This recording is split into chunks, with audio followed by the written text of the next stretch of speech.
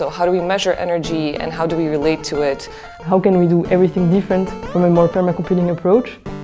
Why don't we actually just power our appliances with lemons?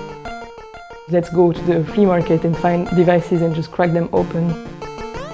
Look inside, like what makes them tick, and then see how I can reuse that and reinvent that in some way. We teach people like not to be afraid of electronics, but also how they can be reused in a way that it doesn't all end up in the landfill, and we can do more about electronic waste.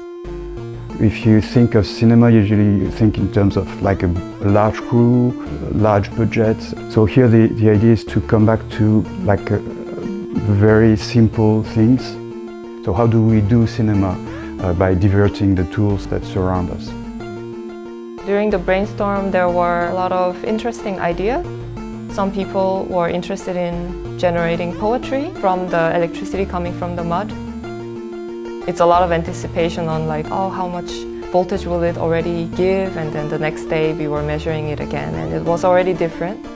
Even though it was a tech, digital art field, the best part was actually that we put our hands into the mud.